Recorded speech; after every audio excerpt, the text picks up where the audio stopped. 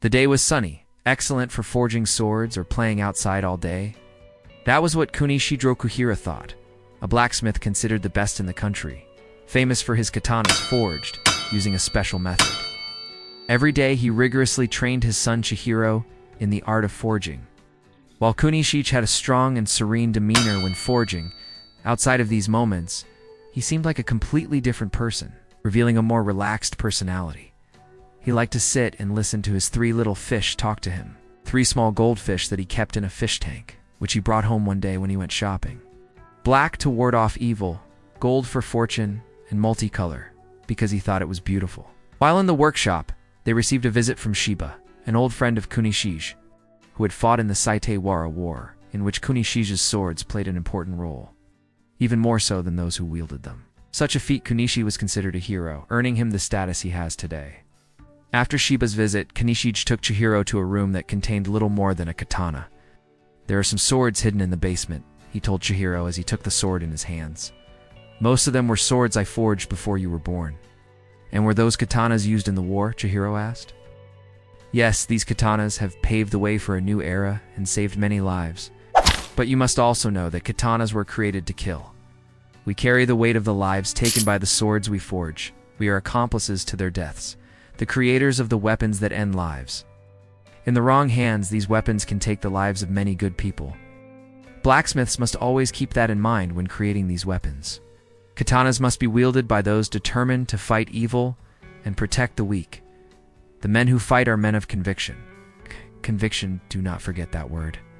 We must bear the weight of our responsibilities. Soon you will sell your first katana, the first one you will forge yourself. And you must know that when you entrust a katana to someone, these are the 2 things that will weigh heavily on your conscience. Are you sure you can handle that?"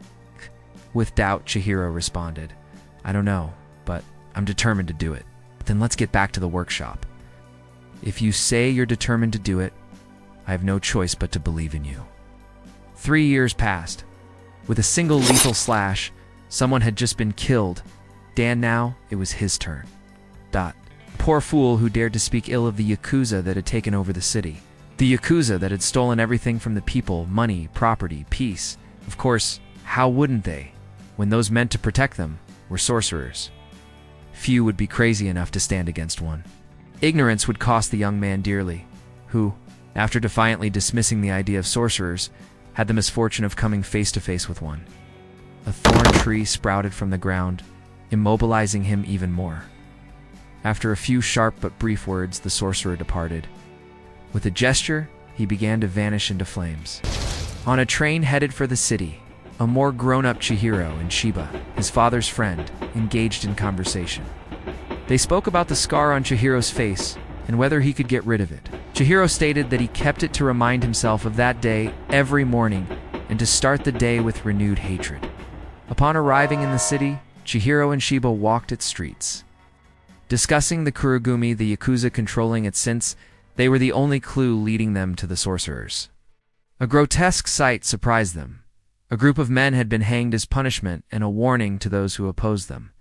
They're sending a message so everyone knows what happens when you interfere in their business. "Chihiro, don't you think the Kurogumi are a piece of garbage?" A Yakuza complained about how difficult it had been to hang the bodies, when suddenly, blood spurted from his neck due to the mini-sword embedded in the wall. Out of nowhere, Chihiro stood atop the table.